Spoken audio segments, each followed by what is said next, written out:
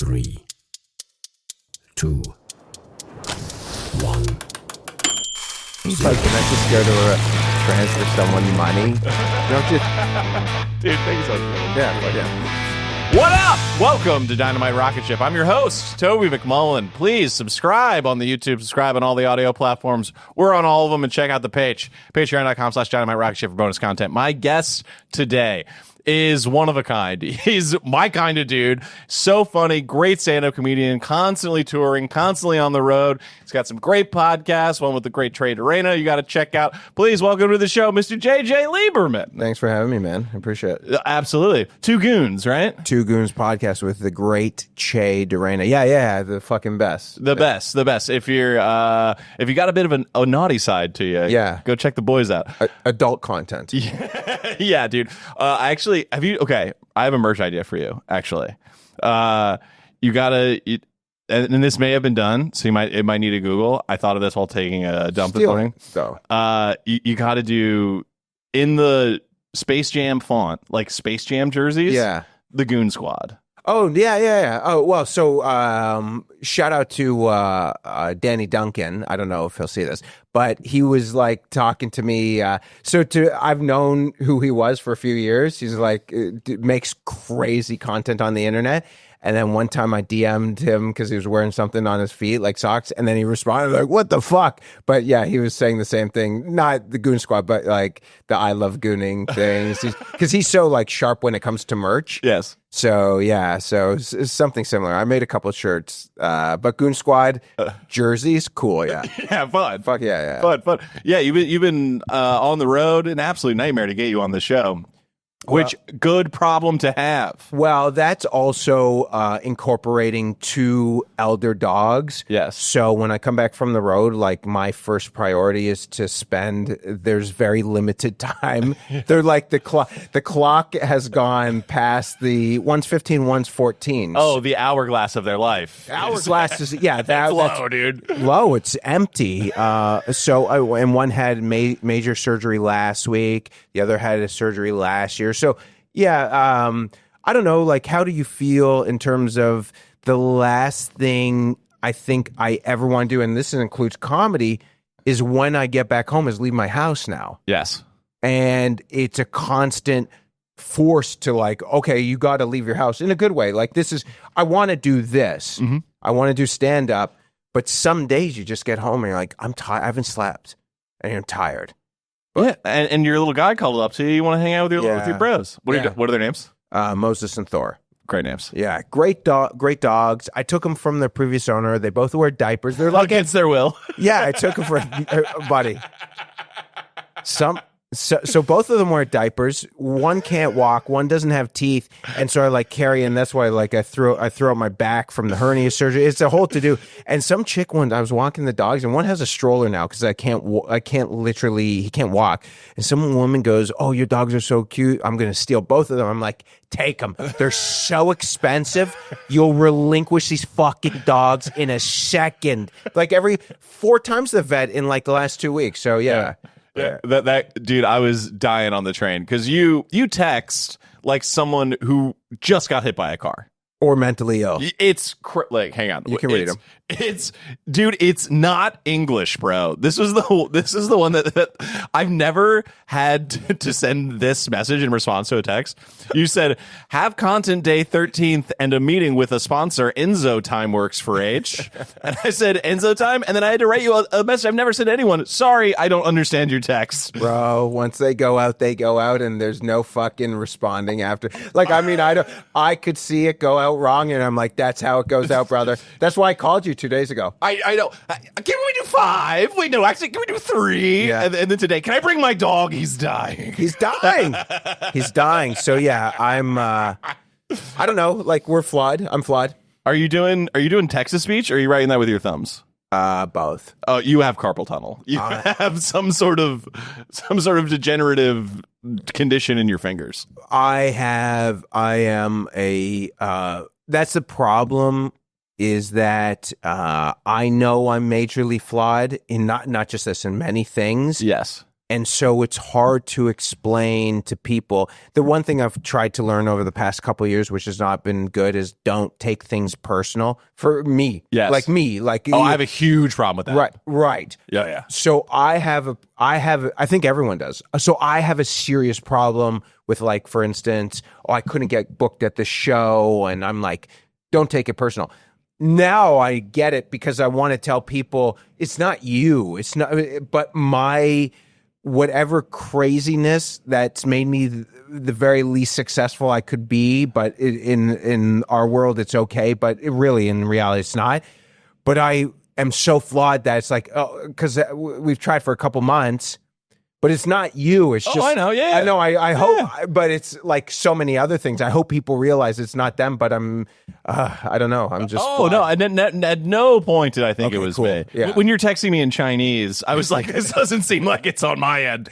No, yeah. But I will. What I will say is that, like, you are like a prime example for me on how to, especially now, how you find success is just like leaning. You have so wholly embraced your flaws and channeled them into like the most authentic version of yourself in a way that people either love or completely alienates them, and I find that to be so commendable. I love it, dude. I appreciate that. Yeah, I wasn't trying. Honestly, I wasn't trying to do anything. To be dead honest, I was just like, okay, let's turn on a camera and be like, really. Yeah, well, the thing that really popped for you that I love is the videos you do on TikTok and Instagram. The I'm not a pervert, but like in public. Accident, by the way. If you gotta go, you gotta go look at JJ's social page. It's unbelievable. It's like, okay, imagine a Impractical Joker's punishment, but there is no one telling him to say these things. That's pretty good. That's pretty good. You're just in public saying the most fucked up shit. No earpiece, just you. So yeah, I've heard. Maybe you said that to me. Probably, yeah. Yeah, that's pretty accurate. I've never thought of it. Because it makes me laugh from a place of, oh my God, I can't believe you're doing this. That's what Chase said to me too when I first started popping off. Yeah. He goes, "Yeah, what you do is crazy." It's fucking nuts, dude. It makes my hands sweaty. Yeah, a lot of people. Well, right. I think that's kind of what you want to do, not on purpose. Like, I remember one of the first things I saw in terms of like the comedic realm that I really loved was Private Parts. Howard Stern's movie. I've never seen that. That's like one of those. I think of that as like a movie store movie. I have all these movies in my life that from when I was a kid that I would always see at like Blockbuster or Hollywood Video and never rent. It's like Private Parts, Lawnmower Man. I don't even know that. Exactly. It's like I can the image of the DVD or the VHS is like burned into my brain, and I always see it and I go, I ain't watching that. Well, the thing is, though, when I saw it, I was probably like 14 or 15, and this was wild. Like, it's one of those things that you don't hear this language. The early 90s was not like, what I was exposed to then. People are exposed to crazy shit. Oh, dude, these iPad kids are fucked. Yeah, fucked, I think. I mean, even me, like, there was a video yesterday. This is so funny because this is what basically people only talk about. Have you seen this? Like, I send it to my boys, but there's a video of some like convenience store dude in Toronto, and two chicks were just standing outside of the convenience store, and this like guy just pushes them out, and he's like, "No trespassing," and they're like hot chicks wearing dresses and high heels on a Saturday night. And my first instinct was to laugh. And I'm like, yo, dude. And then I catch myself. I'm like, you can't watch this. That's not good.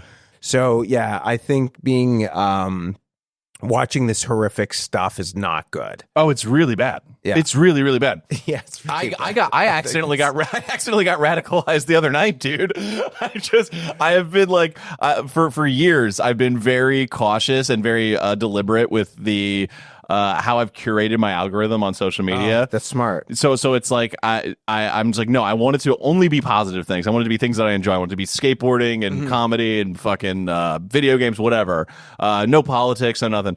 And then the other night, like 3 a.m., I like watched a video that was political, and then Scrolled, another one popped up. I watched that. And then within 5 minutes, my entire feed turned into all this shit. And it was 7 a.m. and I was sitting there in my bed like, it's the fucking apocalypse. We're all gonna die, dude. It's crazy. Well, I try and leave my phone outside of my bedroom. Do you really?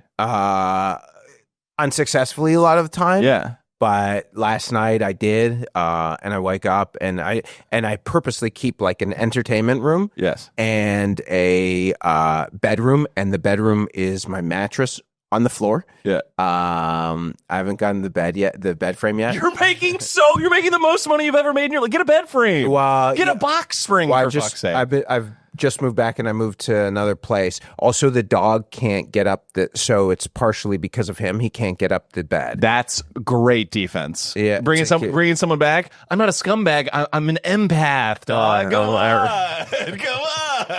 But yeah, so trying to find the bed frame that fits the one that makes sense. But having the separate thing, and that's why this morning was so frustrating, because I wake up and I start doing like yoga in the morning. Yeah. And then within 5 minutes, my dog starts choking and puking everywhere. And I'm like, fuck. It's such a funny world where you're doing something to calm down. I once went to Mexico with my ex. This was my first girl I ever dated, because I was like banging dudes before, which a whole different other story. I love you. Yeah. And so we do this 2-hour yoga thing. Like, and his whole thing, he does like this 30 minutes at the end is like, calm down, that yogi bullshit. Yeah. She loses her sunglasses after sweating outside in Tulum yoga studio. She loses her sunglasses and immediately throws a fit. So everything that you were doing to get to that point, you just lose. Completely negate. And that's like, I'm in the middle of the yoga mat, trying to have a Zen moment. My dog starts puking, and I'm going to Eric Freddy. I'm like, what the fuck did you feed my dog, you fucking... So, yeah, man. Oh, you got to get your chakra centered for a real good freak out. Oh, yeah. So, yeah, it is just funny how, like, trying to differentiate, but it's all... I once listened to Daniele Bolelli. He does History on Fire. I don't know if I know how to say his name. I've never heard of him. He's an amazing dude. And he says over the year, it's not one thing, but it's like a percentage here, a percentage here. So you get a percentage of meditation, a percentage of writing, journaling, percentage of like not having your phone in your room. And then after 10 years, hopefully it adds up to 10% better. Dude, I love the idea of you having like an entertainment room. Your rumpus room in my head is so fun. It's like A sex room, you mean? No. Rumpus. Canadian. Yeah. I've been having a lot of Canadians on the pod because I don't think you're going to be allowed to stay here for much longer. My visa's up in Don't say that publicly. July. Your visa's up when? In 2045? Love to hear it. We love having you here. No, I got in through Trump anyways, the first time. So well, the game done changed. But okay, Rumpus Room is like the playroom. oh, interesting. Yeah, it's like a suburban term Oh, for interesting. for like the den where you'd have all the toys. Or Oh yeah. So that's what it is. It's a yeah. So in my head, it's like normal. It's like a TV and a couch, and like maybe like you wouldn't have any current, but maybe like an N64, and then like a GIMP mask and a small trampoline, a sex swing. couch. And here's the cool thing about the couch. I didn't know this was like a viral thing. I didn't even know when I ordered it. You get it out of the bag and it inflates. Oh, it's a boneless couch. Amazing. Talk to me in 8 months. Wow, because It's gonna be fucked. maybe why I actually did. I was sitting down watching the Blue Jays playoff game Are you having yesterday. back pain? Yeah. Dude, it's because you got a fucking weak couch. Weak. You got a But it feels so like, I don't know if this is emotion for anything. It feels so sturdy. No, it's not. Really? It's bad. It's really bad. Is there studies that are shown that's bad for you, or? Mostly just all of my research has been TikTok based, and it's been people basically sitting on their floor. You know when you go to sleep on an air mattress and then you wake up on the floor? It's like that after 8 months. I was so broke 3 years ago. I was living on a floor in Brooklyn, and I couldn't even afford a bed. I had to borrow my roommate's air mattress to sleep on something. And I guess because one of the dogs punctured the air mattress in the middle of the night, or it was not made for a human and 2 dogs. Correct. That I wake up at 4 a.m, sunken into the air mattress, and I had no money, so I just basically put out a yoga mat and I put like hoodies and sweatpants. You just slept up For 2 weeks until I finally like begged my mother, 41-year-old son, begging her mother, "Hey, can I borrow $200 to get an Amazon mattress?" Mom, I need a new bed. I need a new bed. You know, if there's not a sign to move back home after like comedy's failed after 11 years, or at that point it was 9 years. I started at 33, so turning into 9 years, I was like, fuck, man, brutal. I've spent many nights on an air mattress. I did a 6-month run on an air mattress maybe fucking 7 years ago. That's not bad in your 20s, though. And but what's bad? This is what you don't want to have as a roommate, is a guy who every day at 4:30 in the morning the air mattress is deflating and you have to hit that pump.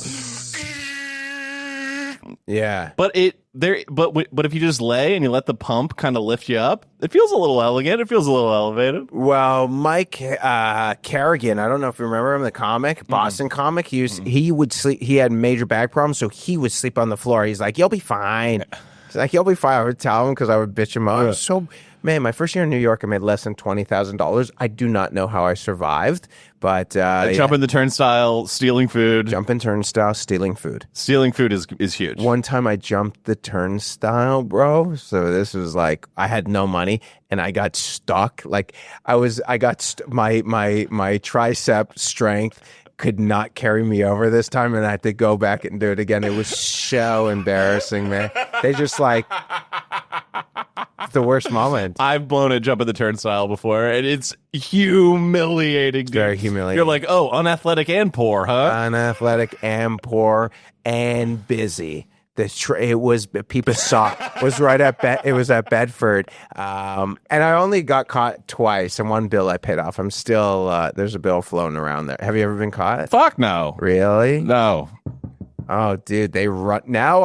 I'm paying, but yeah. Man, when you get caught, it's so like fuck. I've had to jump recently, but it was like. It's because the scanning is fucked up. Oh, so that's it's like fine. It's like my phone didn't work, and then I tried my debit card, that didn't work, and then I tried my credit card, and that didn't work, and then I was like, fuck this. Well, it's interesting because they do have booth people. They don't care. They do not care. It's hilarious. And now they have like security guards who are supposed to look like cops. Could not possibly give a fuck. It's all those guys jump the turnstile to go to work. Yeah, you are literally those jobs. I feel bad because like they're probably getting paid minimum wage and they have to deal with bullshit. Oh, insane! It's so unfair, and they just stand there. I don't know whoever's idea that was to put like people who are clearly like if you have TSA agent who like I think it was Patrice made a joke about that like. That's who keeps us safe. And then underneath, and I love the TSA agents, but the ones in don't look at my bag. the ones in Canada, dude, bro. It's the same employees that a Tim Hortons coffee shop has.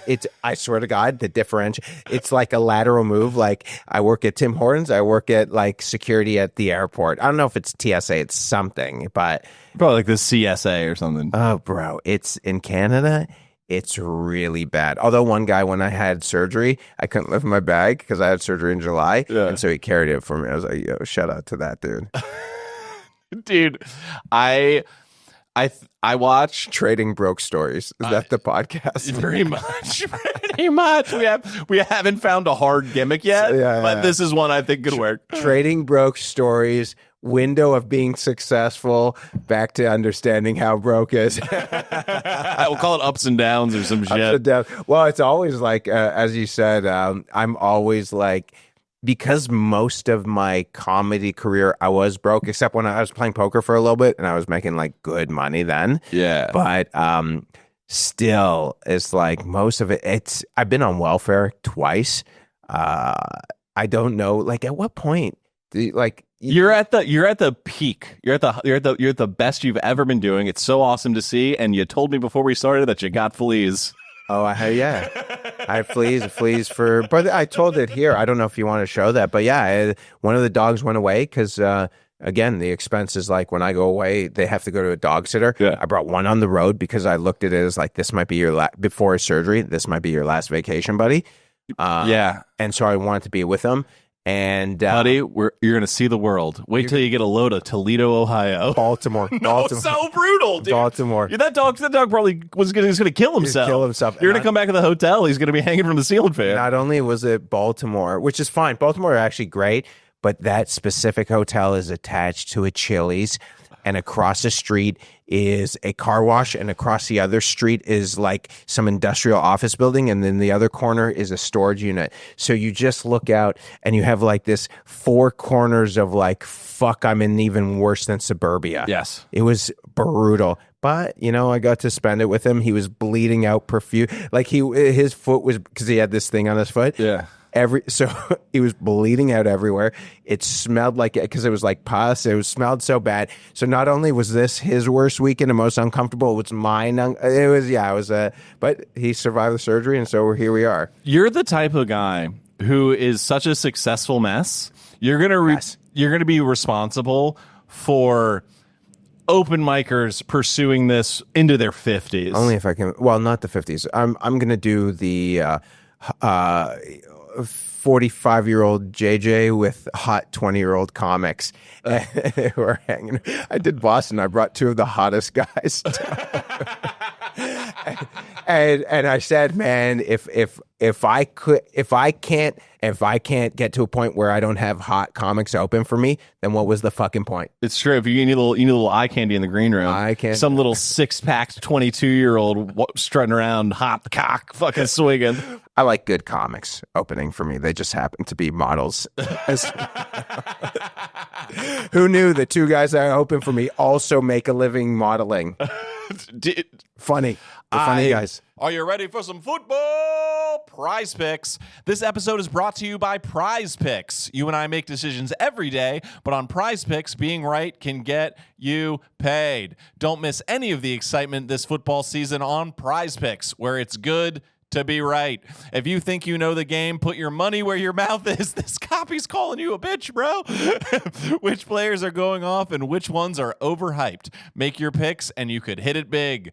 Just pick more or less on at least 2 player stat projections. It takes less than 60 seconds to turn your takes into cash. That's right. It couldn't be easier. Easy peasy. Daily fantasy. If you're like me, you're looking at Chicago, you're going, get it together, guys. And you're putting that into the universe by going over. No under around here. We're always going over. That's what we want to see. That's what we're going to see. Prize Picks is the only app that offers stacks. Stacks, baby. So you can pick up the same player up to 3 times in the same lineup. Stack it. You can even follow other Prize Picks players directly on the app and copy their lineups in one click. Whether it's a friend or even a celebrity partner, get connected with Prize Picks. Download the Prize Picks app today and use code Rocketship to get $50 in lineups after you play your first $5 lineup. That's code Rocketship to get $50 in lineups after you play your first $5 lineup. Prize Picks. It's good to be right. Let's go, Chicago. You just give me such hope. You keeping the aspects of this horrific business alive that I love so much. Wow, this business is is probably I think it's like very similar to sports, or maybe it's very similar to everything. Maybe I haven't been in enough things because I've been in sports. I've been in professional poker. What'd you do in sports? Baseball. You played? I got up to a high enough level. Got injured. I went to an independent camp. Independent is like non-affiliated minor leagues. Mm-hmm. I couldn't make the team, but I stuck around, caught bullpens. Yeah, but I feel like you were mostly in the game for the towel snapping in the locker room. Oh, it was great. But I basically caught bullpen. We traveled the road. It was like low-level comedy. But it was like in every night there'd be thousands of fans. Some places hundreds. Kind of very similar to comedy. Yes. Sometimes you're doing great things, and then sometimes you're doing like these like literally Sioux Falls and it's the worst. And then I did the same thing with poker. I play poker professionally, but my whole point to that was it seems like it's like really good, really bad, always fun. Yes. Always fun. Always fun. Even the shit can like, it's like, man, that was amazing. Like you look back, you're like, what an amazing thing. I've been having this like real love-hate thing with stand-up, and I was at a show on Wednesday, and just bad crowd, bad. Everyone's doing bad. And then the homie Lisa Traeger went up and just murdered. And I was like, it's still, I still love that. I still, the juice is still there. But okay, wait. Professional baseball or semi-pro baseball. Yeah. What And was then I umpired. Really? Yeah. I caught. I wasn't good enough. What position did you play? So I caught. I was catcher. Okay. Nothing's changed. Nothing's changed. But I had labrum surgery going into it, and I couldn't throw. Now, truth be told, if I never got hurt my senior year in college, I think I would have never made it. Like, I would have never had a taste of what independent baseball was. Yes. But because I got hurt, I went to this workout, and they invited me to their spring training workout. I still couldn't throw, but the truth is, like, you look back at things, you're like, oh, I probably wasn't good enough. Yeah. But because of an injury, they found a role for me to do where they only had to pay me like literally $400 a month and give me a hotel room. I was making $400 a month, but it was an amazing thing. Then the next year, I couldn't get any workouts or anything. I went to an open workout tryout with the Kansas City Royals in Surprise, Arizona, but anyone basically can go. But I knew the scout, Kevin Brown, he used to play poker, and me and my buddy would go Casino, Arizona, talking sick every night. He said, come to the workout. So, but again, anyone can go. You basically line up. There's hundreds of kids trying to get signed by the Royals. Everyone takes, basically you run, you put your position, and then they give you 5 pitches to hit in batting practice. Whoa. Yes. That is fucking high pressure, dude. And this is how crazy it is. People who are there, like Desi Wilson was there, ex-major league player.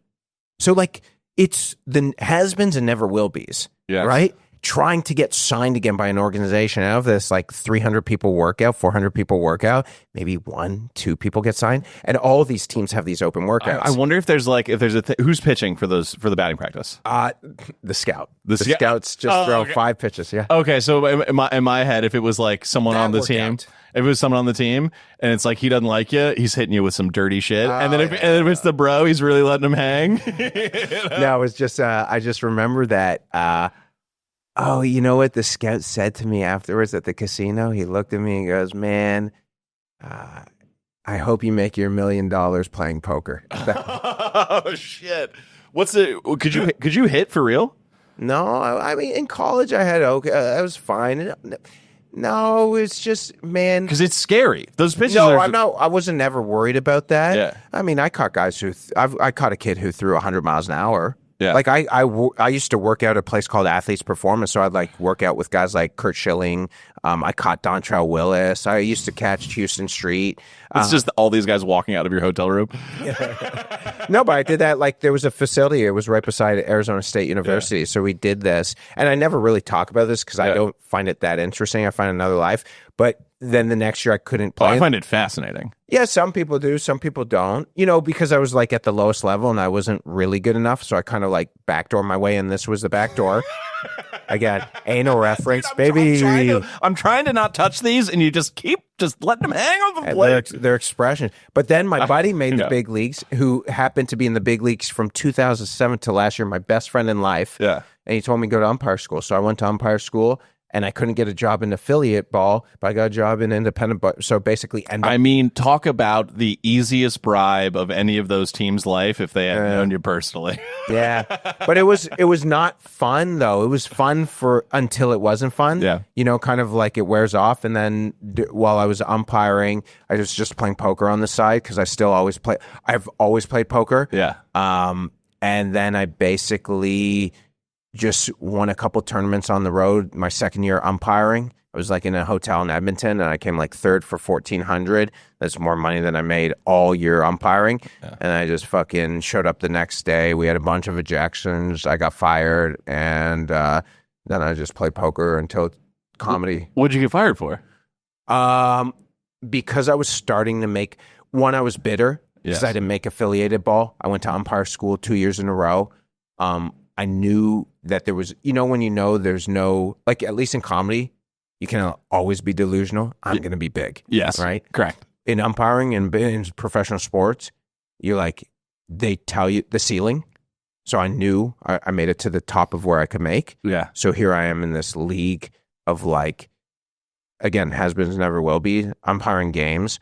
And I was so miserable. And I was starting to make money playing cards. Yeah. And so I was like loving the poker, not caring about the baseball. The day I won the tournament, I had to umpire the plate. And the plate, no matter where you are, even at low-level professional baseball, it's still high pressure. Yeah. Right? There's still going to be 1,500 fans in the ballpark. And so I played till 6 a.m. We had a fucking Sunday game, which is always getaway day. So teams travel. It's usually at like noon or 1. And I show up to the ballpark 4 hours later. And I haven't slept, and I just came and it ended up in a shit. Songs all over the place. I was bad. You have to rub up balls before the game, like you rub up a dozen balls before the game, right? Yeah. So because the balls, when you buy a ball at a store, it's white. Yes. For game use, it has to be rubbed up. This is mud. The mud, the New Jersey mud. Yeah, New Jersey, Pennsylvania mud, wherever it's from. So you have to rub. I wasn't rubbing up the mud, and the pitcher kept on throwing back the balls because I would throw a ball to him. He was screaming, "It's fucking a pearl," because that's what they would call it. He goes, "It's a fucking pearl," and then the managers yell, "God damn it, it's a fucking pearl, Lieberman!" And then there was a play that the crew chief missed. They overturned it. The fucking manager at the time, who ended up getting fired the next year for calling the umpire because the umpire was gay, and luckily he didn't know about me. So it ends up, this guy lost. His name was Brent Bowers. Crazy dude. He's like 6'4", ex-major leaguer, steroided out. He lost his shit, and multiple. Still after the fact, it's like very like, hey, how's it going? Like, but during the thing, he lost his shit. Ended up taking all the balls and fucking dumping them. Bucket of balls all over the plate, and I go, I'm not fucking cleaning it up. So I'm standing on the plate, and people are, there's literally like 50 baseballs on the ground. And I go, I'm not fucking cleaning it up. I'm tired. I'm missing pitches. He just got ejected, and I'm screaming at the ball boy, you fucking clean it up. And everyone can hear, right? Like, again, it's 1,500 people, but it's the Edmonton State. It's all closed in, and I'm screaming at him. I'm screaming at that. I'm screaming at the team president, and then I got fired after that, which was great. The magic of sports, huh, gang? Magic of sports. But to be honest, those moments, those little things in life, like those ejections and those craziness and brawls and stuff like that, man. To be honest, that's the fun of the game. Fuck yeah! That's I love that. When you were playing ball, were you hooking up with dudes? Yeah, on the DL. Sick. Nobody knew. Yeah. Super sneaky. Yeah. Were you terrified of people finding out? Oh, terrified. Yeah. Well, I didn't start. Well, I thought I was gay my whole life. Yes. So I didn't. And then turns out I just love everybody. I'll take anything I can get. Yeah, it turns out. Yeah. I mean, I prefer women now. Of course. Yeah. Of course. I know you do. But yeah. I thought I was gay, and then around 29, I started like kind of hooking up with chicks. Yeah. And then by like 33, I was like fucking chicks, and then by like 35, 36, I was like full blown. But I've hooked up with a couple dudes in the last couple of years, but nothing crazy. Yeah. Too scared of AIDS. Yeah. You're a mental case. And you would be the guy who gets it. Well, to be honest with you, I mean, I feel like I'm very lucky I didn't get it because I've hooked up with many people who had it. Who were positive, yeah. Yeah, I didn't know until after the fact. Well, now with the PrEP and stuff, I feel like people are not as open and the disclosure isn't there like it once was. I don't think. I think you kind of have to disclose. Yeah. I think there is like kind of, I don't think on purpose, but I think there is like some kind of trickery because when people are undetectable, they don't have like, they're like, well, I'm not, they're like, I'm undetectable, which means that in theory you can't catch it. Like if I'm undetectable, you can't catch it. But that's like in theory. So, I mean, are you going to just trust theory. You know what I mean? So that's but yeah, everyone's on prep, and even prep. You sound like a scientist. Are we going off theory or are we going off fact? Right. Yeah. Well, that is the truth. Some kid who I used to hook up, I used to have him come over to my. This was the kid I was hooking up with a couple years ago when I was living in Bushwick. We kind of just fool around, but nothing hardcore. Yeah. Because I was so nervous. He was on prep. He had a serious HIV scare. Right. And he thought he tested I think positive, or he tested something happened. Yes. Something happened, which he's now he's changed his life. But yeah, I think it's a little too sus. But back then, when I was first fucking around with dudes in 99, in 2000, yo, bro, there was remnants of HIV all over, because you could see it in people's faces. Dude, the soundtrack to Philadelphia. no. It's amazing. I have it on tape. I have it on CD. No. The soundtrack to the gay lifestyle in the 90s, so much better than today. I mean, it's the rhythm of the night while you're fucking some. I mean, come on. Yeah, dude. yeah. There was gay in the 90s was the time to be gay. Yeah, I used to. So even go back, man, a lot of stories, dude. One of the stories when 1999, when I was 19 years old, I came back from college. My first year was 1999. I came back from, and I was starting to sneak off into the gay area. Yeah. Church Street in Toronto. It was this whole gay area. And it was, is there a name for it? In Philadelphia, it's the gayborhood. In Chicago, it's Boys Town. yeah, What's it in Toronto? Church Street. It's just called Church Street. Church Street. Yeah, but people, Church Street, gayborhood. Yeah. But before, Grind, I haven't been in years. But before Grindr was you go on a Friday, Saturday night. It was pretty equivalent to that vibe. When you see, what you said, the soundtrack of the 90s. Yeah. Kind of that, what's that? Club 54? Studio 54. Vibe everywhere. Yes. Club here, club there. I would go to all these clubs where it's dudes in their 20s. It was pretty crazy. And I was super uncomfortable, literally sneaking behind poles and stuff like that. Yeah. But you could kind of get away with it because nobody really had camera phones. Stuff like that. Oh yeah. There was part of it that was cool because it was two lives. I was baseball guy, and then want to fuck a dude raw guy. No, I was using condoms until 2005, but still, I was literally on the prowl of but the lives never crossed over. I love in my head, it's just you in the basement of some gay bar still wearing your baseball uniform. You're going, it's dangerous, but the boys love a uniform. Well, no, people knew, because also too then, the time in 20 years is so different where you didn't see any bros in the gay area. No. Never. So when I would walk down there, I was not good looking, as you can tell. But I did have hair. But when you're some, in the height of my baseball thing, I was 6 feet 220 and jacked. I mean, I would clean up. It was crazy. I was you were a piece. I was a piece. I was literally hooking up with a different dude every time I would go out, which ended up being so toxic. Yeah. Oh yeah. It was at the end of the night, it was actually sad. It was too much sex. Never hear those words again. But it was crazy. It was crazy. It was the number was 500 to 1,000. That's insane. Insane. The no wonder you're terrified. Terrified. But that still exists a little bit. There's still I did the numbers. No. The underground kind of maybe fuck. But you can go on Grindr though and keep it obscure. Yes.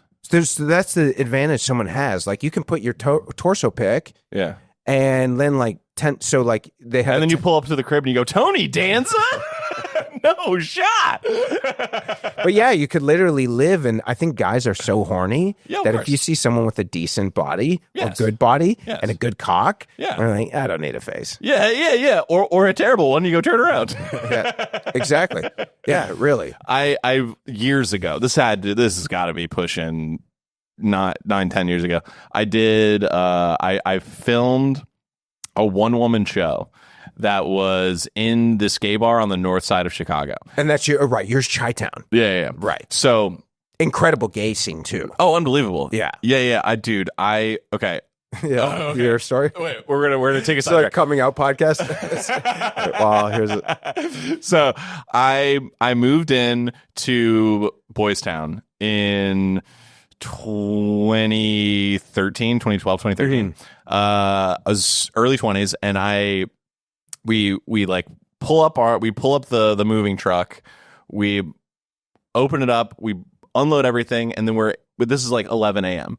And then we're inside of the apartment for the next 4 or 5 hours, like setting shit up, getting shit arranged. Didn't go outside. We're just in there smoking weed, whatever. And we walk outside, and the entire street was blocked off for a thing called Market Days, which is okay. Imagine imagine a farmer's market where every stall is gay. So there's no fruits and vegetables, but there's like, bespoke dildos and stuff. You know what I mean? a gay farmers market. A gay farmer's market. Yeah. Gay farmers market. No fruit. Well.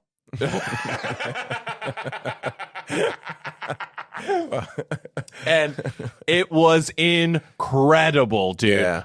First of all, I've never felt so beautiful in my entire life. Yeah, you're We're right. just out there, Of course. We're just out there smoking cigs, and I'm like 25 years old, 20. 22, 23. Yeah, dude.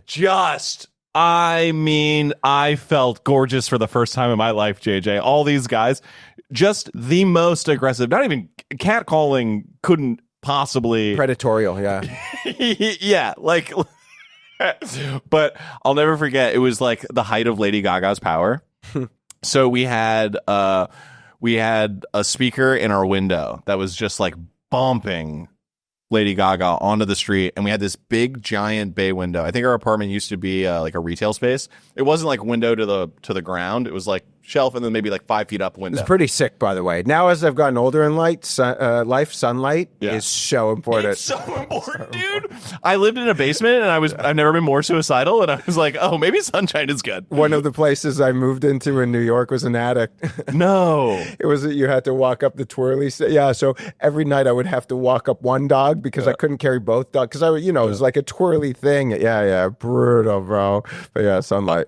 So it's late. It's late night. It's probably like 10. It's just a street party. It's going nuts. And I was outside smoking a cig, and my two friends are dancing in the window shirtless. They're really enjoying their the new neighborhood. And one of them is like 5'3", maybe 120 pounds, tiny little Twinkie fella. And then my buddy Mark, who's like a little more ripped and like more like just like average build. And this guy is walking by on the phone, and he goes, "Girl, I'm telling you, it's cocks for days out here. It is." And then he turns and sees the window and goes, I'm looking at this little freaky Puerto Rican. Looks like he could use a fat cock in the ass. I fucking died. I was like, this is the best, dude. Well, the candor in the gay community is unparalleled. Especially like the old school gay, because man, people don't know. Like I was in the in between eras of like the old. You were post having to fuck in a park, but post also having to pre universal acceptance. Yeah, I was still not. If I ever came out when I was playing, it would have been an end for me. It would have been a huge deal. No, I wouldn't have. You wouldn't have been allowed to play, right? Or there would have been a deal, but I wouldn't have been able to play. I don't think. You never hooked up with any other players? Yeah, I did, but a couple. But scandalous. Yeah, but I don't think in 19. Talking about a meeting on the mound. Yeah, definitely a meeting on the mound. But I don't think in 2000 that most people can say that. I don't think so. Dude, they were like in the early 2000s. That's why my whole point is like the old school gay dudes are like pretty based. Because I went through it. Oh, they don't give a fuck. They're hardened. They're like war veterans. Yeah, and I kind of don't have like empathy to everyone now who like say, "Oh, I don't give a fuck." You don't know. Yeah, most of those guys, like a lot of them, had to deal with the whole Stonewall thing. Like, oh no, the cops, beating the shit out of them, people jumping them and stuff like that. And that's what my thing was. It was more fun. When I was like that, I could imagine then it was more fun than now just going on an app, like everything. Yes. But it was like still for me, it was like super uncomfortable. I can only imagine how many dudes. I hooked up with like dudes and off of it was so funny. Like the websites were like gay.com and Manhunt. Right to the point. Yeah, like to the point. But yeah, it was like there was one dude who I hooked up with once in Vegas. That was like, this was the hard part about the gay thing was that if I dreamed of a person like me at the time, it was never reality. And then I finally found one guy and it just like disappeared. And so then the other guy who's like famous actor now was that, but then once they come out, they become very gay. Yeah. But yeah, so it was like, yeah, a lot of crazy stories.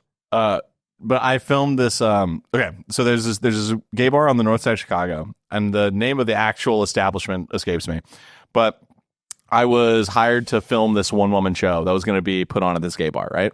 So I walk in, and it's like normal north side Chicago bar, like wood everywhere. Like, you know, there's like, it's like the only difference is next to the Bears flag, there's a gay flag. Other than that, A gay Bears flag. yeah. Other than that, everyone's drinking High Life and shots of well whiskey. It's fucking normal. And there's a little stage where they do like drag shows and shit like that. So I have all my camera gear with me, and I'm like, okay, where do I set up? And they go, oh, downstairs. And I was like, oh, okay, sure. So I go downstairs to what can only be described as a fuck dungeon. Yeah. And it's like the fuck dungeon before the shift starts. So it's like a guy stocking the bar. There's a guy in the back in the room with no lights mopping stuff up. Yeah. Like it's a normal day at work, you know? Other than the smell. And, yes, yeah. which is like bleach and the interior of the human body. Yeah. And the sign on the door when you go to the basement, there's a sign that says, "Welcome to the manhole." Great name. Great. That's just fun. That's good. Clean pun. And there's rules, right? And it's like, number one rule, no shirts allowed. You're coming down here. You gotta pop the top off. Yeah, it's a fuck fest. It's a fuck fest. And then I can't remember the other rules, but the one that made me like really laugh is all these rules, and the last one is no open-toed shoes. Which is like, guys, safety first. Yeah, you know, we don't want any pedicures getting ruined down here. There's a lot of places like that, by the way, in all over. No open-toed shoes? No, no, just like these. Like in Toronto, they had the place called the Eagle, and you would walk back, and same thing. It was a dark room, and there's just people fucking. Oh yeah, this place had a full-on. It had a wall-mounted dildo, which is like crazy. But I'm there to film this one-woman show, and it's the first time they've ever allowed anything to be filmed down there. Oh really? Yes. That's cool. Yeah. So I'm like setting up my camera, and I was like 26, 27, and I'd never been in an environment like that before. So I'm like, oh, this is like novel and fun or whatever. And then as the audience for the show fills up, it's just dudes walking in, ripping their shirts off. That's so fun. And I turned. I was still doing improv at the time, and one of the people there was this improviser, and it was like a cop getting caught in the gay. He goes, "What are you doing here?" And I was like, "You're worried about being outed as an improviser."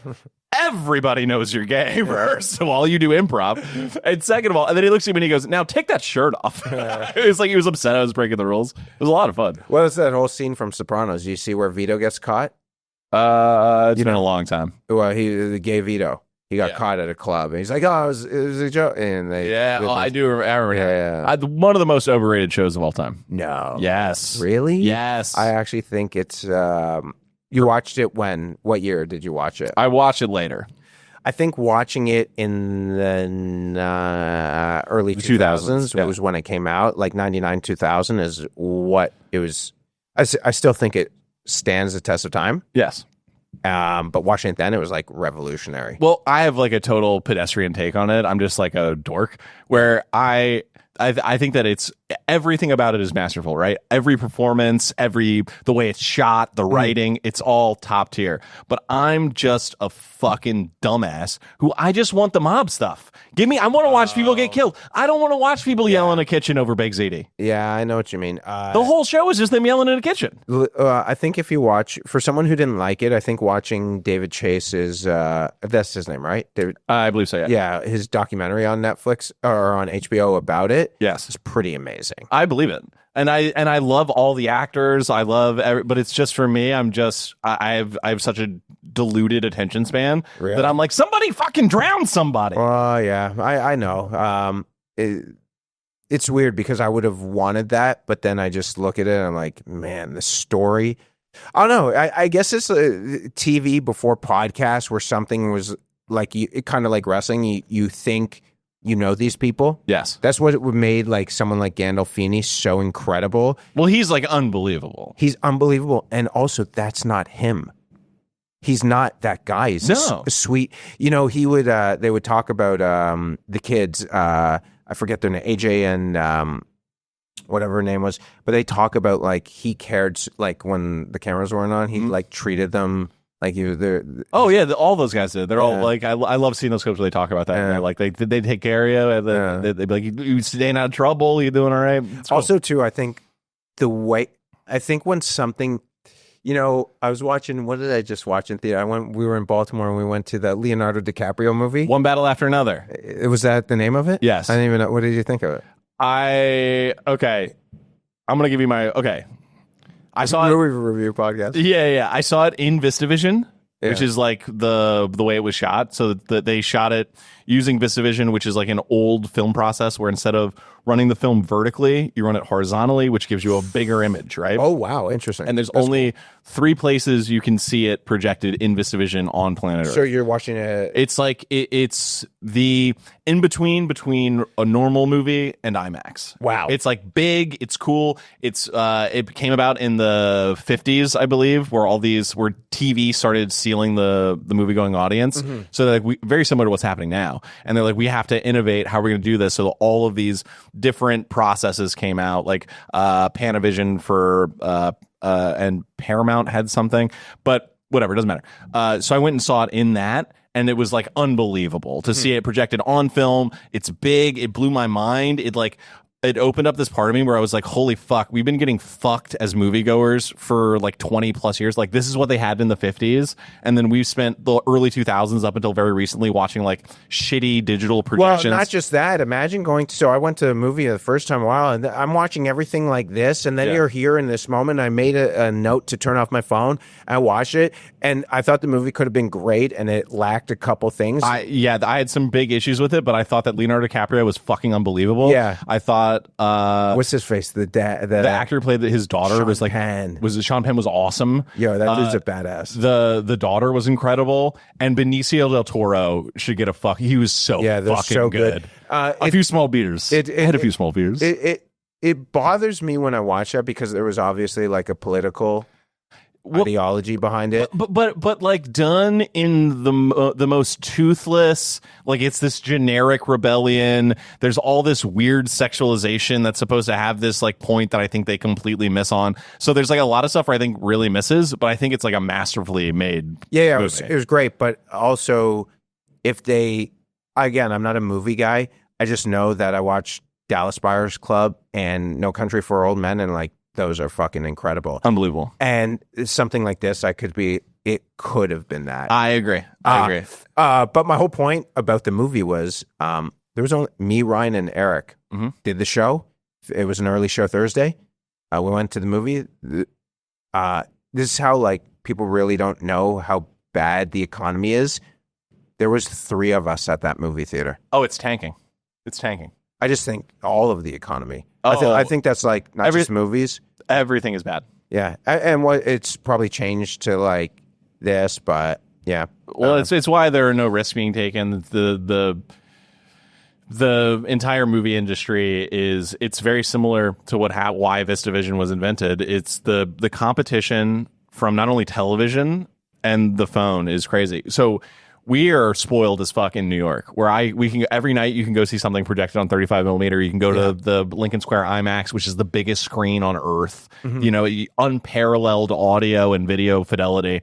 Whereas if you go to like a Regal in Omaha, whatever the fuck, the audio sucks. They're projecting it on 2K, which is like I can have a crisper image in my house. Why the fuck did I pay $27 to come to this shithole? Right. It's just the product is bad right now. It's not good. Yeah. Why do you think that is? Just the people don't want to lose jobs? Yeah. It's the it's too big of a risk. Movies are too expensive to make. That's what right.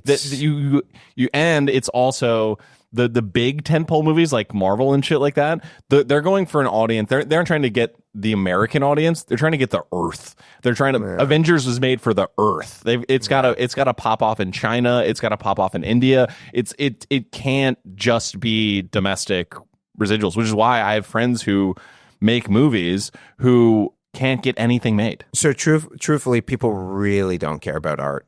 No. It's kind of almost like how comedy has become. I still think I mean, Shane's the biggest for, because he is the biggest, but there is like the clubs have no morality. They don't care. They just want to make money. Yes. And so if someone's just talking to a crowd, once you accept that comedy clubs are chicken tender dispensaries, it really makes it a little easier to do. Now, and let me just say, there are some good ones for sure. Yeah, there's a lot of great ones. Mm-hmm. I don't think I'm this great artist by any means. I'm sure if I ever got like proper comedy famous, people would say, "Oh, he's only doing sex and dick and stuff like jokes."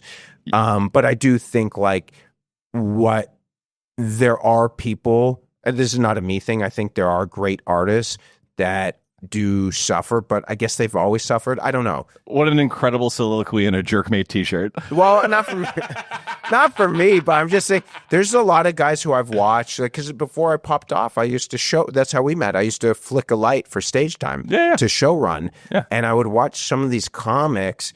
I'm like, man, you're unfucking believable. There's a guy in Vegas who I'm gonna drop by. He's incredible. His name's Tom Simmons. He's not a famous comic, but he's like a working comic.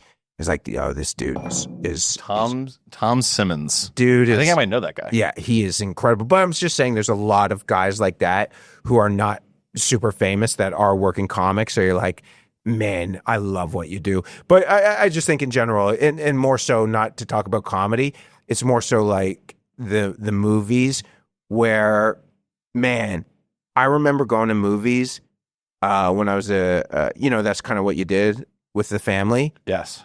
And I was like exposed to really great movies as a young guy. I thought JFK was incredible, Oliver Stone. Mm-hmm. My dad took me to that when I was 13 years old. And I'm like, what a treat, man. I don't know if he did it on purpose. This guy? No. Different Tom. I was like, oh, I know a guy named Tom Simmons. Right. He used to do shows in my attic. A different guy. It's like, whoa, Tom's still at it? No way. Yeah, that is funny. Or he should have been. You're like, but yeah, my whole point is, and maybe mute out Tom's name. But yeah, my whole point is like, there is going back to The Sopranos. I'm watching that Jason Bateman show on Netflix. The Ozark. No, the new one he did with Jude, someone. Yeah. But there is a lack of, even that show that he just released on Netflix is kind of close to something else. Like, where is originality? It's not bankable. Yeah, it's the studio's fault for sure, but it's the audience's fault. No one, if someone's making the sickest shit and no one's buying, they're not making that shit anymore. Well, and maybe you can make a point that people who are truly great at what they do, even if it's not a mainstream thing, they still figure out how to capture audience. Yeah, definitely. I mean, obviously, people who are good and talented will capture audience. It's just whether it captures mainstream. But I do like to be able to turn off my phone. Even when I was watching a Bourdain episode yesterday, and I'm just looking at my fucking phone the whole episode, sending out timed, scheduled content. We've become fucking slaves. Well, yeah, our livelihood is banking on a bunch of dorks in Silicon Valley tweaking their algorithm because whatever the flavor of the month is, whatever. That's a whole different thing. Who gives a shit about that? No one cares. But yeah, no, it is. But again, also the flip side, I think anyone who's a great, whether it's before all of the phone stuff, yes, whether it's a finance guy or an entrepreneur, they were always work. We just happen to work with our phone. So what's it really? Yeah, I don't think great entrepreneur was ever just fucking the dog, going to movies all the time, relaxing, and you enjoy. I think that there are many entrepreneurs and many CEOs and many politicians who do in fact fuck dogs. That's very possible. How'd you get into poker? My father used to be a degenerate gambler. Okay, I think I got that gene. I love to gamble. No, you have an addictive personality. No, whatever. My dad used to bet the horses. Yeah, and now he's very JJ, I got a system. Yeah, he's calmed down, which I wish he didn't, because we used to meet in Vegas, and that was that's how I got close with him. No way. Yeah, because him and my mom divorced, and he moved to the States, and I never really saw him. And then starting comedy, we started talking about football and stuff like that. Yeah. We're in the same football pool. And that's how we got really close again. What would you guys play? We did survival pools together. What's survival pool? So you pick a team every week, and if the team wins, you pick all the teams. Okay, I gotcha. Keep on. So, but we get my relationship. Like he's coming. I got him a hotel to come see me next week in San Diego for their shows. But our relationship really was built off of gambling. That's amazing. What games did you play in Vegas together? We never played in Vegas. I would go to play poker. He would come meet me for a dinner. Oh, nice. He would come with his good friend or my stepmom now. Oh, nice. And they loved it. But now, as they get older, they kind of get conservative and they don't want to spend money. Sure. They don't want, life was great when you lose all your. Well, that's why I'm in crypto right now. Oh, bad. It just tanked. It was good. I just bought. Oh, you're a buy the dip guy. A huge buy the dip, but I love to have something that I can, like sprinkle a little juice, a little day-to-day juice. It's not a day-to-day juice. It's nice to have a little sprinkle on something. Some people choose sports. Mm-hmm. Some people choose blackjack. I choose something that's with probability. That's probably the best bet. Poker was at one time probability the best bet, but the problem with poker is that it's a commitment like this. Yeah. So it's a full-time thing. So, were you a GTO guy? Yeah. So I quit. That's game theory optimal for any non-poker dorks out there. Yeah, Nash equilibrium. Basically, you study poker based off the Nash equilibrium. How do you play as perfect as possible? This is like into the weeds. But I'm about. I used to when I was doing podcasts, I would shy away from getting into the weeds on stuff, and now I'm big on getting the weeds, man. Okay, people like the niche shit, and it's fun to educate, and it's also if they don't care who gives a fuck. Okay, so long story short, always liked poker since 2005. My best friend Ali Modami, who was the guy in the big leagues, and Ryan Long and Danny Polishuk always used to say it sounds like Bob Sacamano. I'd say Ali Modami, they didn't believe it's real. And then one time I took Danny Polishuk before a Phillies game before a Nationals game onto the field because. No way. Yeah. That's sick. Yeah, I had a best friend. He was in Major League Baseball and won 2 World Series. And also, that must have been sick to watch. That must have been sick to watch. And I would stay with him in spring training a couple of years too. So I get so hyped watching the homies do well. Like with your shit, I'm so psyched for you. It's such a great feeling. It is a good feeling. But I've never at that level have I had a homie like achieve. Yeah, it's not just a good feeling, but it's when it's like your brother in life. Yeah. So he did, and then my other buddy umpires in Major League Baseball. So it's pretty cool that both of them kind of like. And they were like legit friends. Yeah. But he got me involved. We were training at this place called Athletes Performance in 2005. One night he would always go to the casino. I'm like, yo, man, can I come one time? One time we weren't friends at the time. Now 20 years later, he's like my best friend. But he picked me up one night. I went to blackjack with him. And I'm like, walking into the casino, man.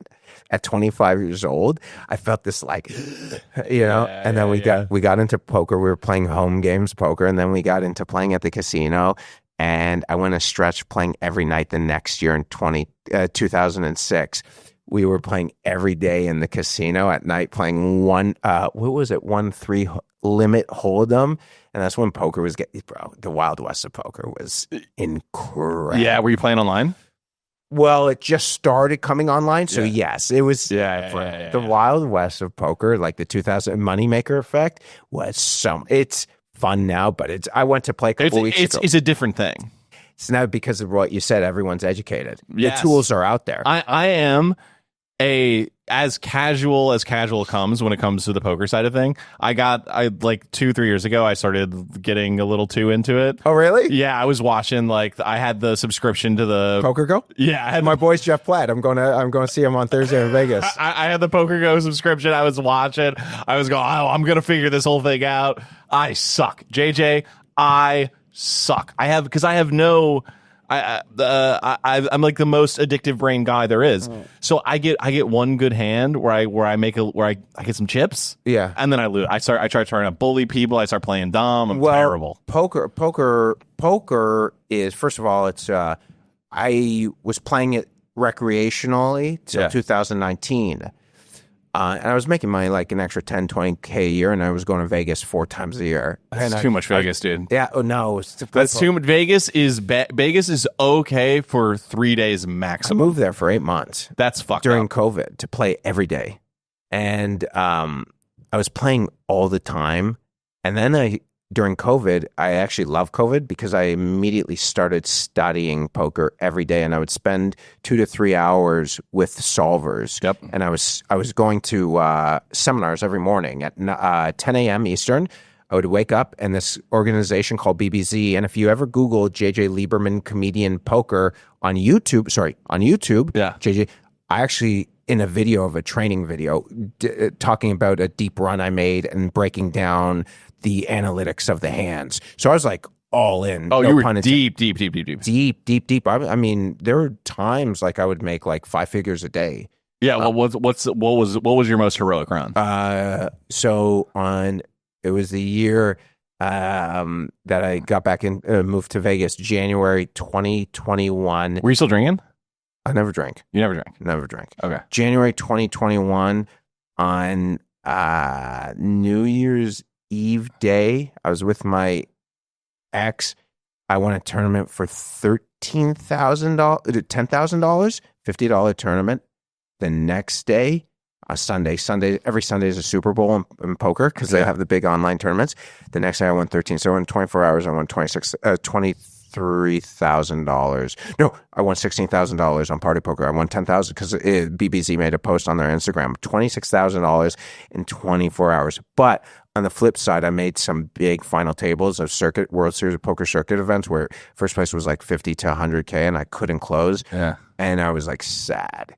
So, dude, when your happiness is tied to cold or hot runs of cards, that must be that must be such a whirlwind. It must be so up and down. I couldn't handle that. Yeah, that was a tough thing. And one of my other good friends, Joe Stapleton, he's a comedian. And he does Poker Stars commentary. Yeah. Mm-hmm. We were doing a show in Vegas after I busted 4th in a tournament. This is how miserable poker life is. I busted 4th for $10,000. And I was crying. You made 10 racks and you were crying? Dude, that's fucking twisted, bro. I fell to the floor like my knees just buckled because first place was like $56,000, right? Yeah. What was the hand you got bumped out on? Oh, I had Jacks versus King Queen. It was a shitty spot because I was second in chips. That was the whole point. Yeah. For the guy who was first in chips made there's this whole thing called ICM, which I won't get into. Get into it. So ICM is based off like where you are, what your chip stack is worth. Like, what does ICM stand for? Independent chip. It's like how to independent chip module. I don't know the exact thing, but it's based off like what you're worth. Yes. So ICM goes up at certain points of tournament, and when there's only 6 or 7 people left, it's very high. The highest it ever goes up, believe it or not, is not when it's on a final table. It's right before a money bubble, because right now everyone's worth $0. Yeah. So if the next person, if you don't know how poker tournaments work, you basically everyone's playing, and then there's a point at which it's almost like making the cut in the money. Yeah. It's like making the cut in a golf tournament. Yes, it's exactly that. Yeah. So once this X number of people are eliminated, now everyone is guaranteed X, and then as you progress through the tournament, your position is worth more. So like 10th place gets 5 racks, 8th place gets 15, whatever. And it goes up, and at the final table, it goes up exponentially. Yes. It goes up probably and then 3rd, 2nd, and 1st make the most money. Which is why there is nothing more boring than watching a poker tournament right outside of the the bubble where no one wants to make a fucking move. No one's got balls. It's the main event this year. I played in the main, by the way. You made it to the main event? I'm featured table on CBS Sports with Chris Moneymaker. No way. Chris knew who I was. Chris bought me into a tournament for $2,600 so I could stream. Like, I was like in poker. He bought me in Venom tournament. Everyone must have hated you at the table. Not just that. Dude, what? You Jackson Kings and you fold? Not only did I went all in on 7 deuce off because I'm dude. But that's what kind of helped me. The whole speech play thing helped me. Yeah. But when Moneymaker streamed with me on the Venom tournament for all his chat was like, "Who the fuck is this guy?" I fucking hate this guy. Yeah. No, Moneymaker's an amazing guy too. Cool, that's sick. Yeah. But okay, so you're living in Vegas. Where did you have an apartment? Yeah, I got a condo right behind the strip. This is when I had money and I lost it all in crypto. I got an apartment right behind the strip, and I was right behind the Venetian and the Flamingo. I looked right out on where the back straightaway is for now the F1 tournament. Yeah. Koval. And I would wake up, I would life was, you want to know when life was fucking good? Yeah, tell me about it. Not doing comedy, going to play poker. But it was the heart, it couldn't take it. Like physically, I could feel like palpitations. Oh, no, it's a horrible lifestyle. It's very fun to hear about. Tell me all about it. Very fun to live in the moment. I was having a lot of good sex. My dogs were good. I lived in a beautiful condo, basically off the strip, walking to the Venetian to grab coffee. Oh, dude, it was crazy. Just a waste. Ryan Long, so I started getting back into comedy, going to open for him. Yeah. So this is my first weekend ever doing a road gig with Ryan. We're in Off the Hook in Naples, Florida, and we're sitting down after that first show, and I'm like, feel great. And he looks at me and he's like, okay, time to grow up and move to New York. Your gambling days are done. And that's when I decided, but I think life is so beautiful where, honestly, to be able to experience it, even though I didn't, same with baseball, even though I really didn't make it, and you could argue, you put in a lot of times. But you're like the top 5% of poker players on earth. If you're winning that kind of money that consistently, that you were high level. I don't know if I was the best, but I was grinding out a living online. I was making money. Yeah. You could argue, and I will argue, kind of like comedy right now, being on. It's so corny, but sometimes the corny is really true. Being on a path, like we're talking about, where you are. Yeah. Sometimes it's really important because you think that it's this end result, and not to be kind of a guy who's like completely stressed over in the last few months with the most success I've ever had. You really just have to fucking take a seat back and look at it, and you're like, I'm on this cool path. I have like my health, even though the hernia, and I have friends. This is 3 p.m. on a Monday afternoon. If you told me a couple years ago when I was like, I was handing out flyers for comedy clubs just to make $10 an hour so I could survive in New York, or working selling podcast ads, which I'm very grateful for that I could do now, could lead to this. I don't think it would have led to, if I didn't do that, I don't think I would be here. And so that path. You truly one of the most interesting and fun. I don't know if I'm the most fun. If you're into the sex stuff, fun. No. I mean, what you make outside of that, I'm saying you live a life, man. I love talking to you. You're fucking. It's great. Well, no, and I think I really do look back at. I went to six colleges in 5 years, and it's so apropos. This is so perfectly me. In my That's like the least shocking thing you said. Yeah, well, but I moved to Austin to try it there in the middle of the year, and there's not one thing I swear to God, there's not one thing I've looked back and said, oh man, I wish this. The only thing I ever look back and say, I was dating this chick, who's a naked news anchor, and she's a porn star now, or not porn star, she's like OnlyFans model, is killing it. And I wish... an independent contractor. Independent, and an entrepreneur. Yeah, she runs her own business. I do wish there were moments in my life like where I kind of... Like even with this, like I feel like I wish I was less selfish and I treated people better. Right. But at the end of the day, I'm very, very selfish, which, is something, I don't know. I wish I was a little bit of a better person. Say what you will about the man. At least he's self-aware. Yeah. No, I really do. I look at certain people. I look at certain people who are good people, and everyone has nothing but great things. Who's the perfect example of this? I don't know if you ever met Cam Patterson. Of course, he's the nicest, most charming dude you've ever. Dude, he's like. So I met him before he popped. Yeah, and he was exactly that. I believe that so hard, dude.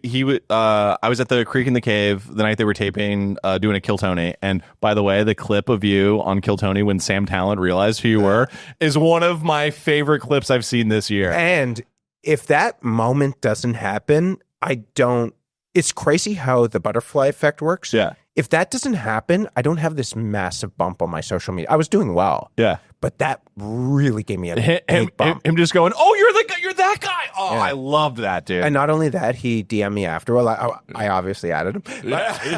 But I just wanted to thank him. And he was that dude. So you want to talk about also nice? Legit motherfucker. That badass. Sam Talent is an all-time dude. Yeah, from the day I met him, I have never... I love that dude. He couldn't be kinder. He's so funny. Uses words that make me pissed off that he knows what they mean. He's so good. I love. So if there's something I wish I had more of, which I try and work on, I hate saying the word therapist, and people are like, "You're going to see a therapist." I'm like, no, you should. I'm seeing a guy who talks to me and helps me, but I think it's the best thing because I do look at the Sam Talents, the Cam Pattersons. Yeah.